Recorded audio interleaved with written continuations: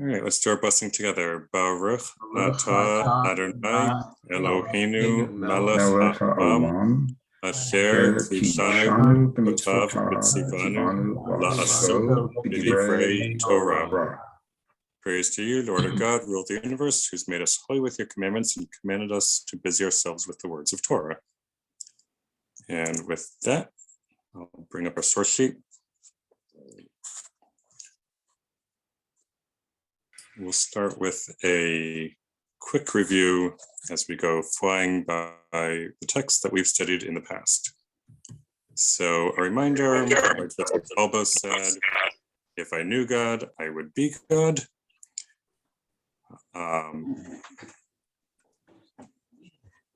That being the case, we're still going to try to figure out some things about God. So we have our foundational texts with the Shema, that there's only one God, and that is our God. We have the first and second commandments, that God took us out of the land of Egypt. We should not worship any other gods or make sculptures of God or idols. We have in Adon Olam two different ways of thinking about God, of relating to God, God as distant, God of the whole universe, and then God as close and personal. Similarly, in Avinu Malkeinu, we talk about God as our parent, being close to us, and our sovereign, being distant from us. Then we look to add some of the Friday night blessings as paradigms of thinking about God. So the blessing for lighting the candles, as having the phrase Asher kishanu b'mitzvotav v'tzivanu, that God cares about us and wants us to live a better life, and so gave us these things to do to make our lives better, such as in this case lighting Shabbat candles. We talked about God in the Kiddush, Bori Priya Gafen, as creating or being responsible for things that grow in nature. And we talked about the Motzi, where it's where we thank God for bringing forth bread from the ground, but we're like, God only brings forth wheat. We make it into bread, so we're partners with God.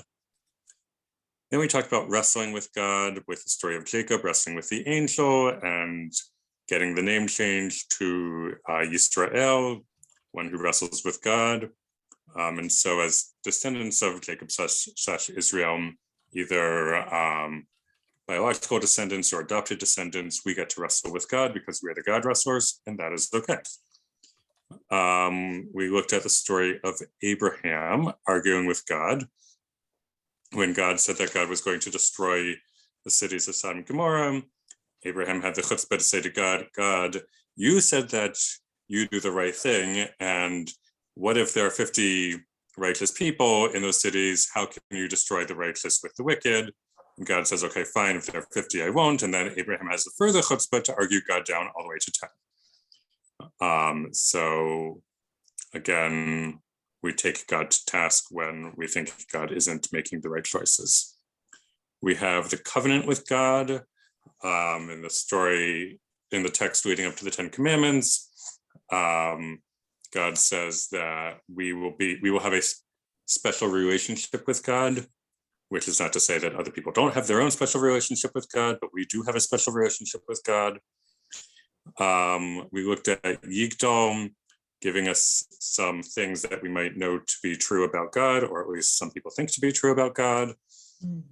There's a whole set of them based off Maimonides. Then we looked at God's self-description from Exodus, when God gives the 13 attributes. We have these in the Torah service on the festivals and on high holidays. And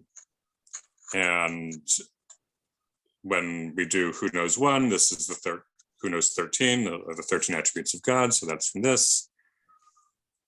Then we talked last time about where we find God. So again, in the story of the giving of the 10 Commandments, it was basically like a volcano.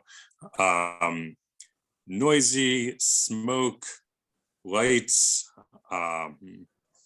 and God was there in the big flashy event, literally. And then there's also Elijah, who is a prophet in the Book of Kings and later shows up in other aspects of Judaism, Jewish folklore, Shabbat, brings the Messiah at some point. And Isaiah was having a crisis of a work crisis, kind of, in terms of him being a prophet and like having a crisis of belief in God, needing some more support, basically. So he asked for God to show God's self, and there was a whirlwind, but God was not in the wind, and there was an earthquake, and God was not in the earthquake, and then there was a fire, but God was not in the fire, and then there was a still small voice, and that's where God was. So sometimes we find God in big flashy events, and sometimes we find God in the still small voices. And now we're up to today's texts, starting with God acting through nature. So Barry, would you read our first text, please, from Exodus? Then Moses held out his arm over the sea, and the Lord drove back the sea with a strong east wind all that night, and turned the sea into dry ground. The waters were split, and the Israelites went into the sea on dry ground, the waters forming a wall for them on their right and on their left. This is from the biblical book of Exodus, when the Israelites are trapped at the Sea of Reeds. Moses holds up his staff, but the waters don't instantly part. Rather, they part through the action of a wind which blows all night, similar to the 10 plagues, which also could have taken place through natural occurrences, starting with red algae. God is acting through nature here. Does this way of thinking about God work for you? Thank you.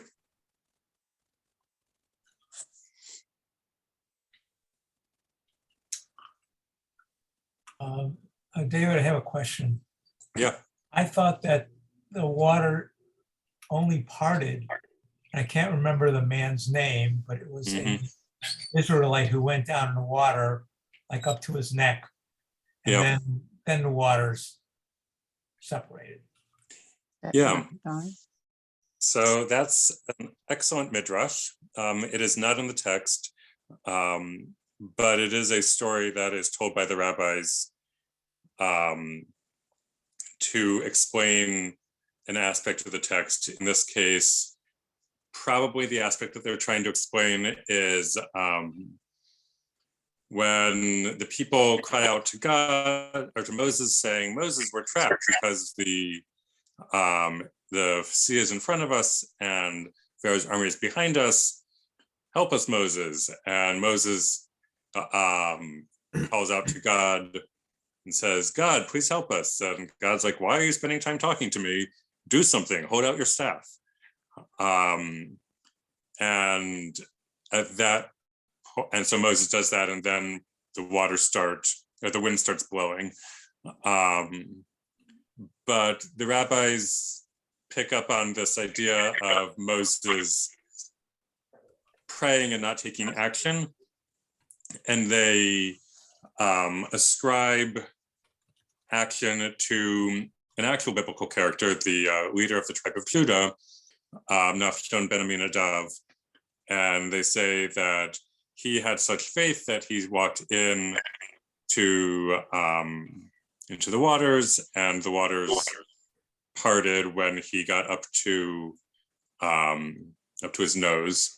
The story also comes up as a way of explaining why it says mi chamocha and then mi kamocha, under this idea that he was saying this text, which shows up in the Bible after the Israelites crossed the sea, and it's in their Song of the Sea.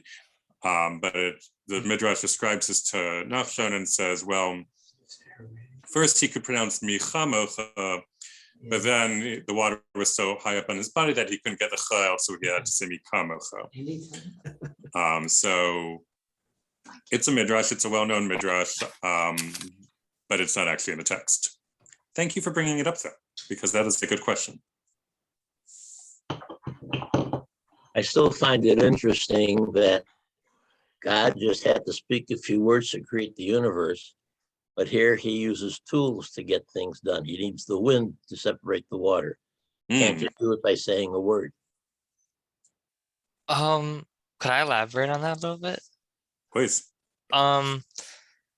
Well, at least according to I think something that's referenced in the Etz Chaim commentary, but relating to the Sefer Yetzirah, which I think just I haven't read the text, obviously it's a Kabbalistic text, I'm too young for that, but generally speaking, I believe the text describes God using the script to create the material universe. I don't know if that is correct or not, but at least that's what I read. So it's not necessarily too far-fetched to say that God created something else and then used a tool to create other things. Perhaps. Well, there's from the beginning, maybe. There's also the idea that once God created the world and set it into motion, then things had to follow the laws of science and the laws of physics, while they didn't during original creation. But is what I said, David, correct as far as my understanding of that, or am I maybe missing something? Yeah, no, your understanding of the Sefer Yetzirah is correct. It's a Kabbalistic text which attempts to it's another midrash, basically a Kabbalistic midrash, but in this version the rabbis say that God used the words of the Torah as a blueprint for creating the universe, and so God created the words or spoke the words, and then that helped God to create everything else in creation.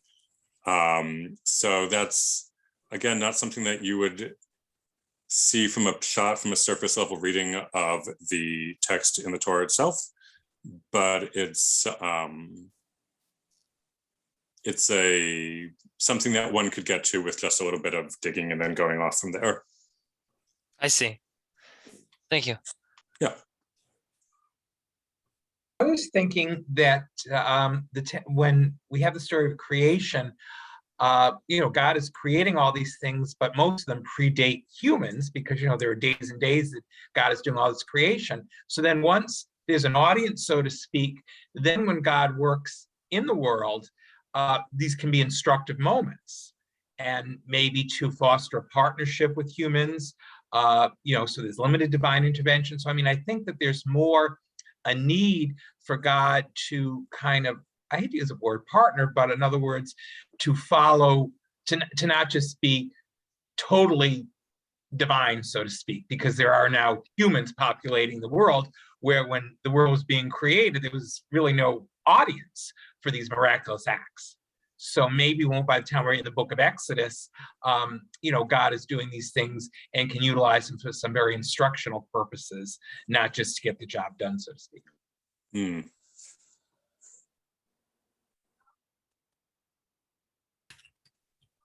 So Don, are you saying that he was playing to the audience?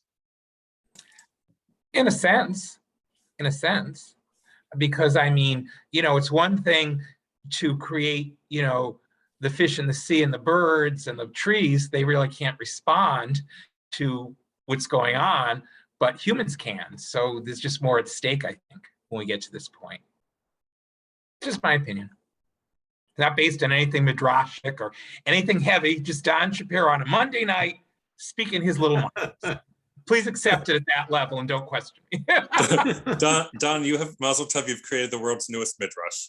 Oh, thank you, David. Thank you.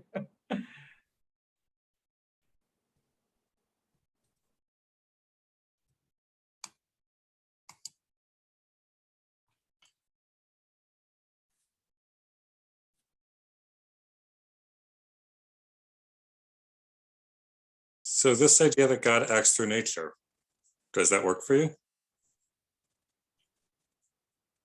Well, it must work. It must be a way we explain things, because whenever there's some tragic natural event, we say it's an act of God. So Hmm. are we blaming him, or are we saying that it's out of our hands, or, but that's become somewhat, if I'm not mistaken, somewhat legalese for insurance companies and whatnot, right? Isn't it? Yep. Yeah. Well, it's a So, legal fiction that yeah, allows companies to throw off the responsibility. that's true. So do we throw off responsibility when we say things are because of God? Where are we in that? Well, that's what we're all doing that by Right. either being victims of the insurance company. But I mean, how else do we explain what's going on? Concretely, we now are understanding more about climate change, and that maybe it's not God, it's man who's wreaking havoc by not taking care of the earth like we should. But Well, if hurricanes and tornadoes are acts of God, why do insurance companies still pay off for those damages? some don't. They don't. That's just it. Actually, they do. It depends on the policy. It depends on some policies have exceptions for acts of God. That's where the language comes into legal contract. But just where did that language come from is what I'm thinking, way back. Yeah. People couldn't explain Yeah. these things, and so they had to find some kind of a reason, and that's what they came up with. I think it's human nature. If there are things that you can't explain, or that you can't manage, or that you can't master, it's almost a convention or convenience to blame it on God, or if you're not necessarily a person of faith or belief, that you might feel that there's a power greater than humanity. And I think that's where a lot of these ideas come into play. Going back to what Carol said about climate change, over the past 40 years, the belief is that human beings have caused climate change, which in turn causes the floods and the droughts and the bad weather conditions. God doesn't. So how do we, if this is the latest science, and if you believe that, what do you do about what the Torah says, that it was God acting through nature? But in climate change, it's man who is acting on this. So how do you handle this if you're trying to believe in the Torah and that you do believe in the science?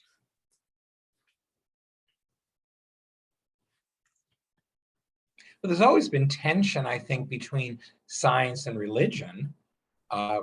Before climate change, which obviously became very political over the last decades. But I mean, even all the way back to creation and Darwinism and all that, right? I mean, there's always been, not always, but I mean, for centuries, I think there's been this tension between religion and science. So I mean, I'm not surprised that we can go back into the Torah and kind of see these things coming through there and these conflicts.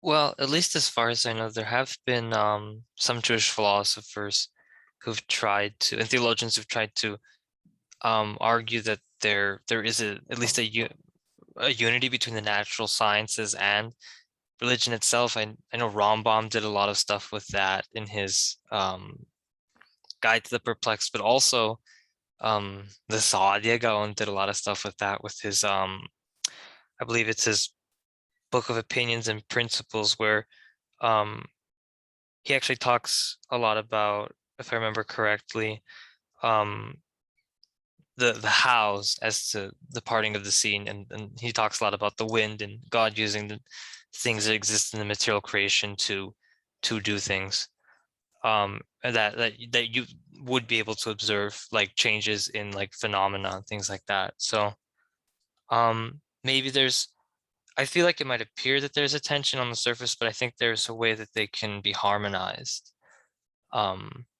through, I guess, philosophy.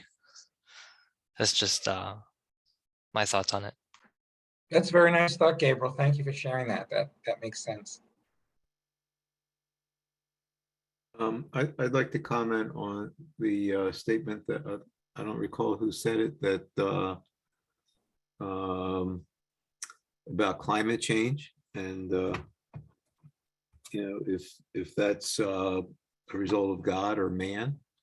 And I think the Torah is discussing specifically many instances, not just in Exodus, of when God intervenes in nature.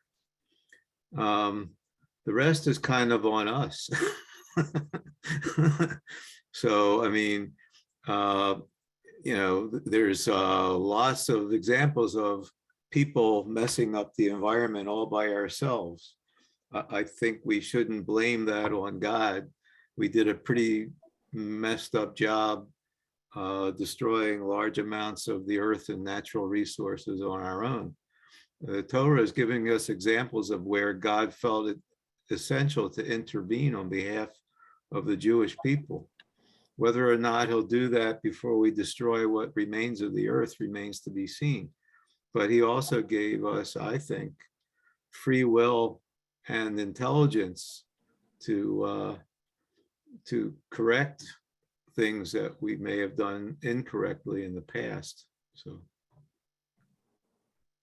but there's still the fundamental thing that the wind is a cure for when it gets real wet outside. That you'll go out when it's it's been raining all day. Next day it's super windy. Next day it's dry. Even just going into that is a miraculous thing in and of itself. yeah.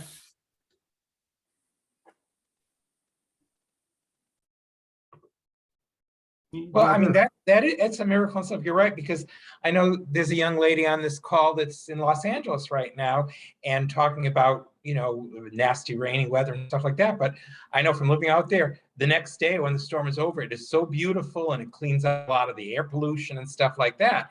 And so if it wasn't for one, you couldn't have the other, in a sense. So, there could be some divine intervention in that process. I think that's very, very astute, I think.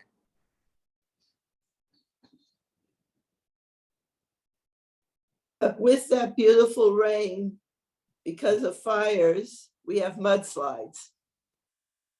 And there's a lot of destruction in some of that rain. Well, nothing is 100%, but I mean, you come out, after stormy weather. When I lived in New England, we had, a lot of hurricanes in the autumn. It would be very scary for days getting ready for it. And then you kind of cower when it would happen. And then you come out afterwards and maybe, there was damage, but there was also some cleanliness. And I mean, you still felt there was something divine, I guess is my point. I mean, nothing is 100% one way or the other, but, you could feel that, at least you could feel the hand of God after those climactic kind of events, I think. Yeah, agreed. I think whether it was the wind blew and they put the responsibility on God, or God really made the wind blow, to me at least, it has a feeling of being believable. If the story would have read, they were at the edge of the sea, and God picked up all 2 million and moved them to the other side to escape Pharaoh, I think we would all be having a lot harder time dealing with that story.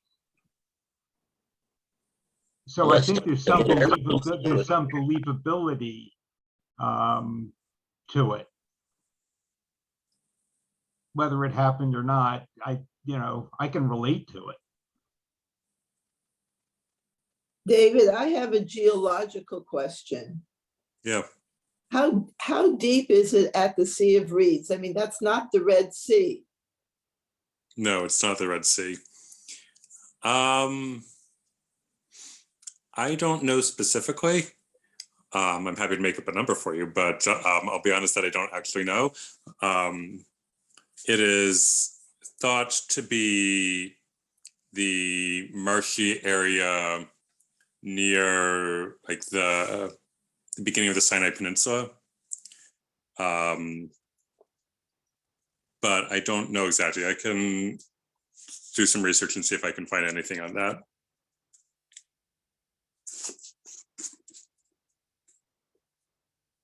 So it may not have been that deep, right, David? Exactly. You know, my question is whether God led them to an area, if you have reeds and it's marshy, that it's not going to be 20 feet deep, or Right. it's going to be more shallow. Right. And they were led to that area rather than to the Red Sea itself. Right. If they crossed the Red Sea proper, they would have ended up in Saudi Arabia instead of the Sinai Peninsula. And we would have had oil, Yeah, right. or we would have had oil. And if it wasn't so deep and they could walk through fairly easily, why did that destroy the people coming after them? Why didn't they get through easily? Well, maybe the wind blew more, Carol. Oh, maybe. Yeah, I think God had another agenda here. I think God purposely took them to an impossible situation, the Israelites, facing the sea and the Egyptians behind them, so that God could perform another miracle. I just think that he wanted to keep the people's faith in his power high. And this is one incident where he could prove himself, God to prove God's self, that he had great power and they need to keep their faith in God.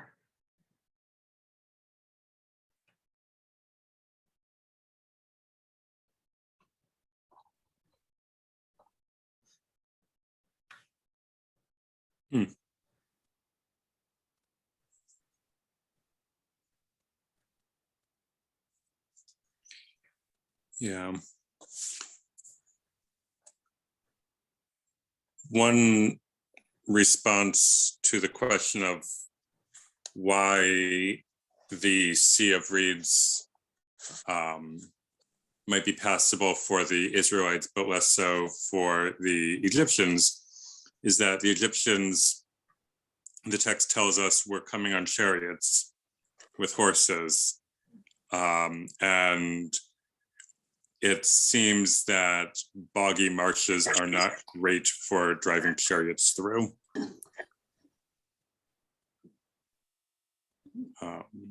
So that might be one piece of the puzzle. Yeah, they sunk into the marshy land.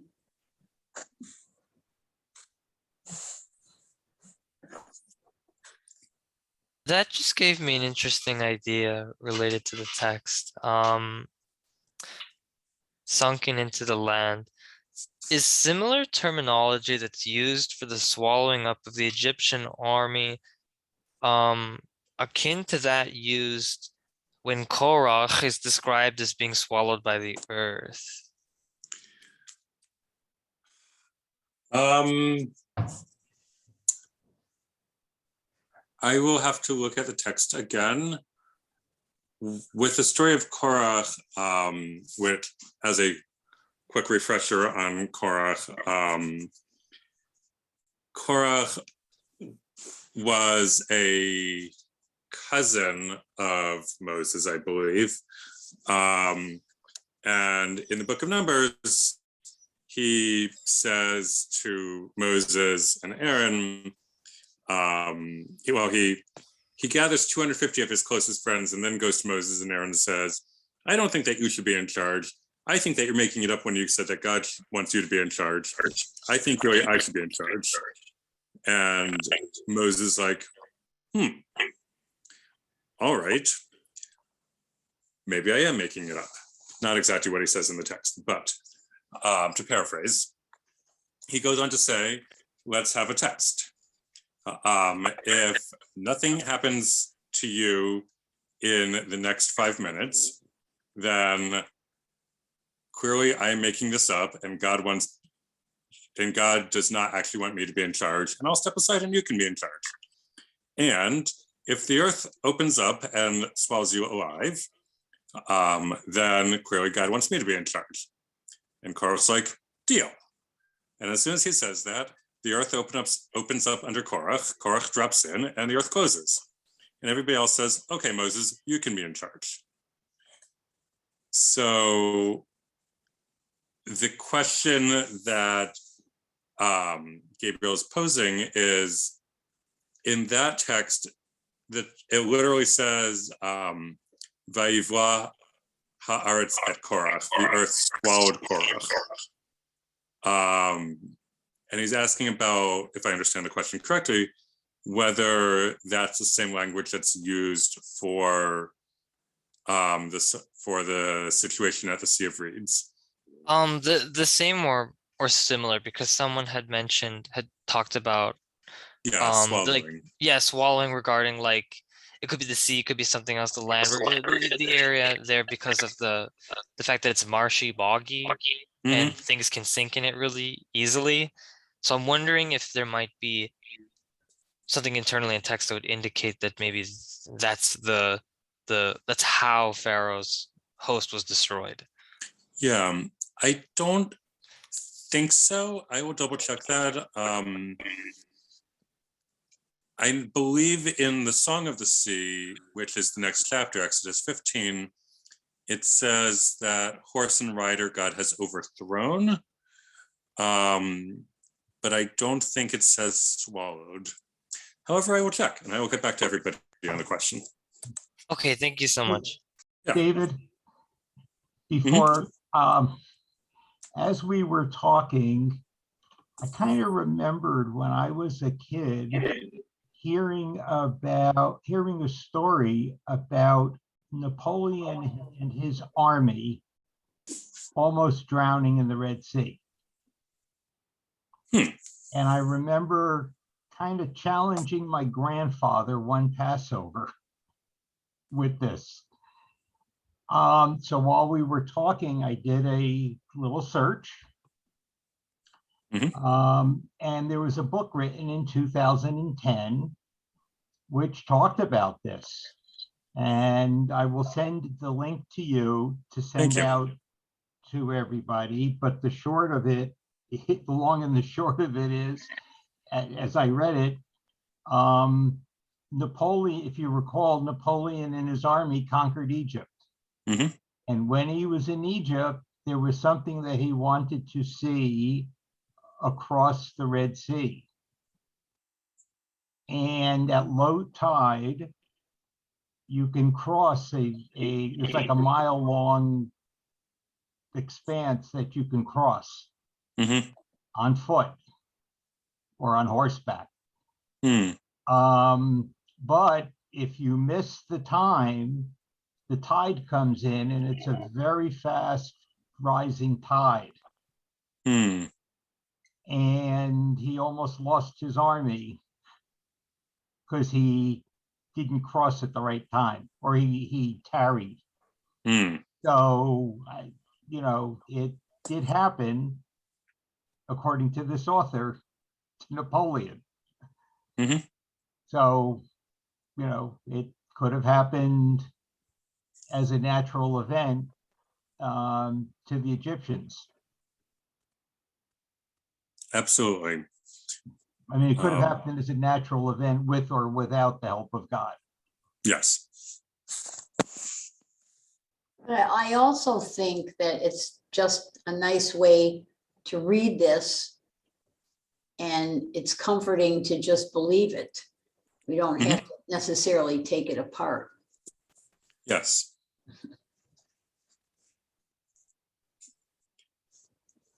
Also an important point. Thank you, Norma. Let's see what Cindy put in the text. It's just the Yeah. verses. Thank you. Yeah, these verses, Vayishku hamayim. Right? The waters turned back. yeah. So these verses seem to would be evidence for people who think that this happened, as Alan said, via low tide and high tide, that the sea returned to its normal state, the waters turned back. And you can read that as God doing that. You could read that as that happening entirely by nature and happenstance, or you could read that as God doing that through nature. I have some friends that have a house on the Sound in Seattle, and I used to take my kids there when they were younger. And she'd always say, now this is the only time you can go. So we would walk down there and we could actually walk out all the way. And then at night, if we would go back when the tide came in, we would have all drowned. So yeah, it's just fascinating. I don't think I ever noticed that word though. It's yeshev, right? Yeshuv, as in shuv, as in return, as in high holidays, as in Hosea, as in all that stuff, you know? It's very evocative. Yeah.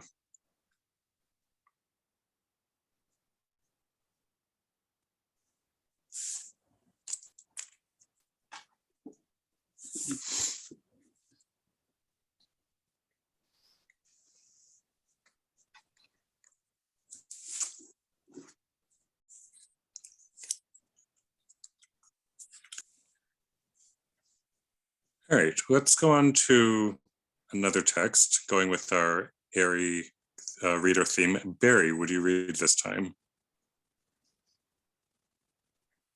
Let's see.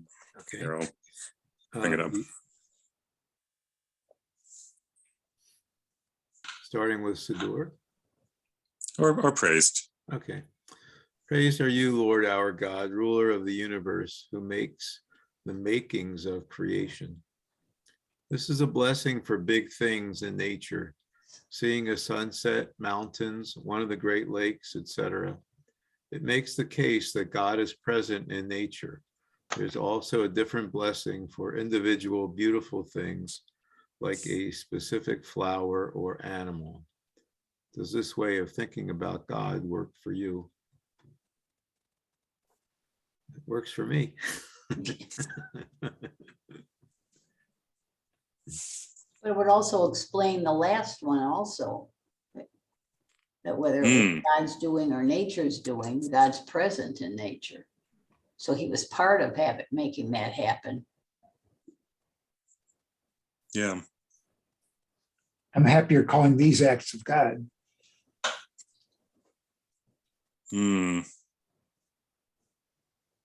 David, how do you feel about this translation, the makings of creation?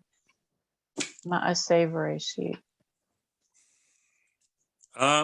So the root here is ayin sin hey, which is usually translated as make or do. So makings feels a little more appropriate for creation than doings.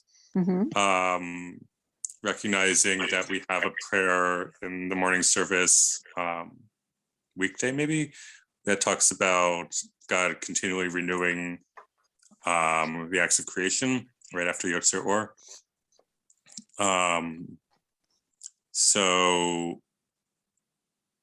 So I'm okay with this, but if you have thoughts about it, I'd be interested to hear them either now or later.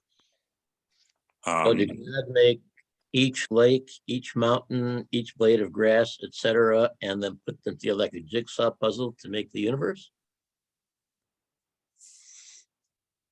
Some would say yes.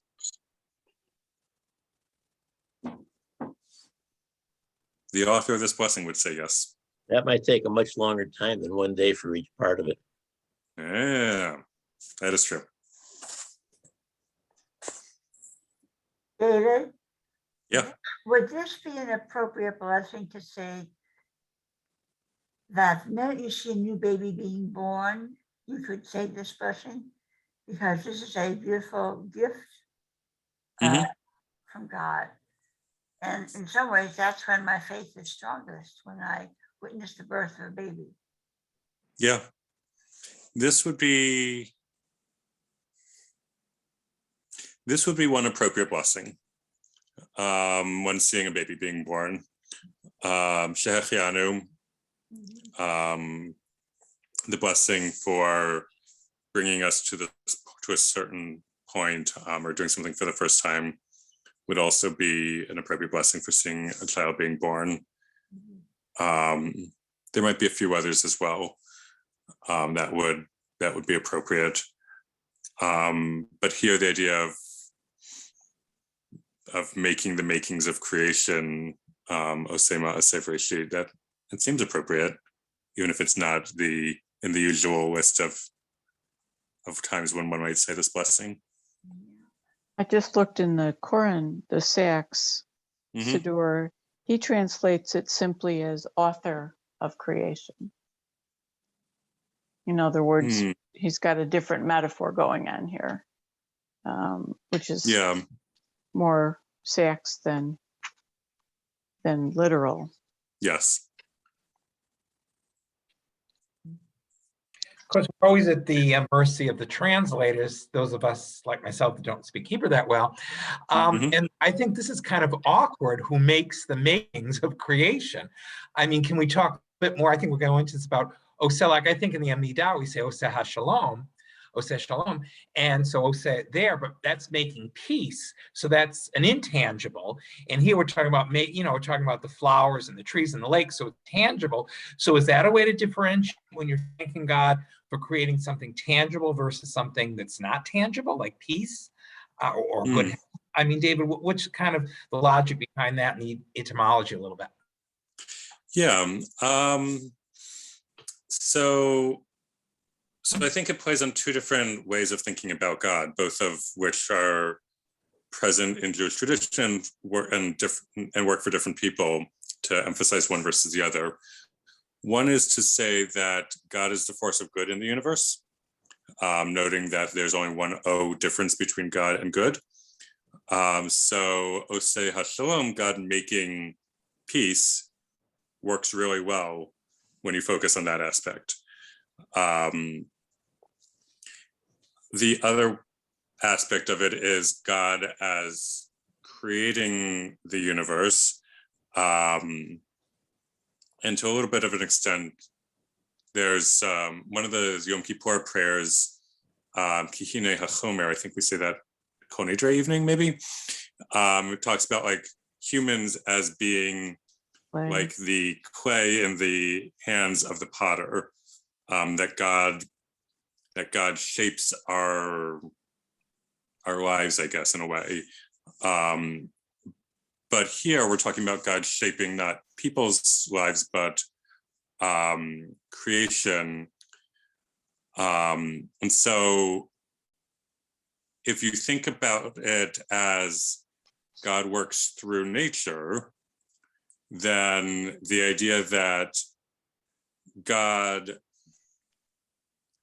is not saying, today I'm going to say boom, and there will be another blade of grass over there, but God as being present, or either present or initiating, depending on how far you want to take this, the creation of everything in nature through the natural processes.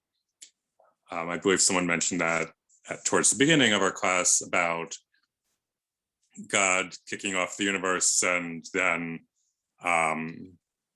everything running according to the systems that were set up. I think maybe Len mentioned that.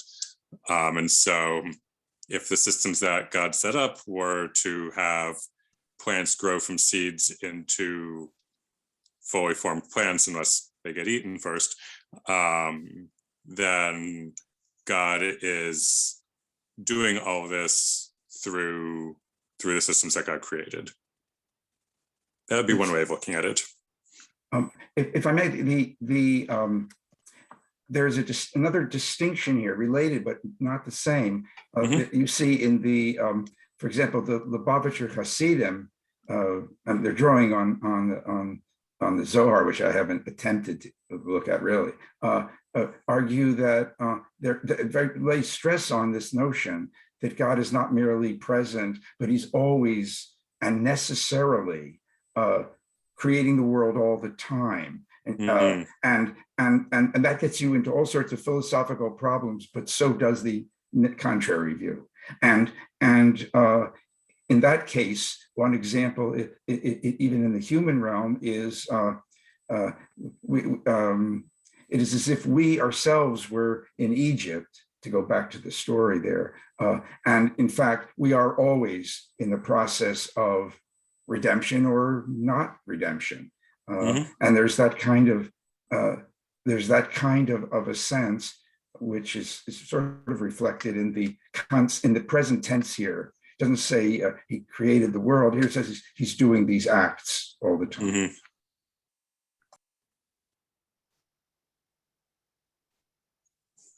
Yep.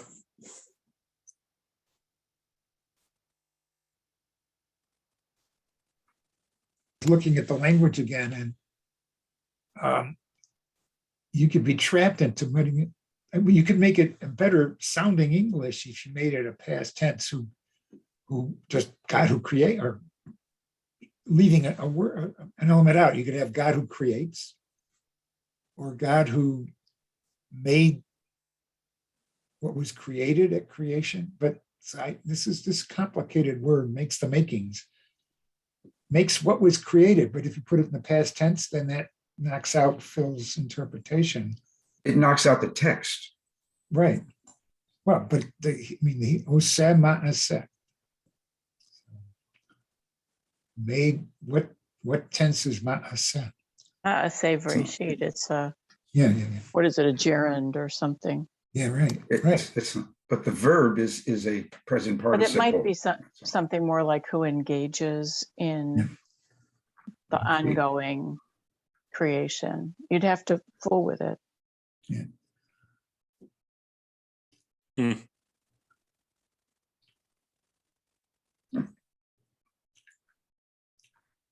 But it's a great blessing. So thank you. Yeah.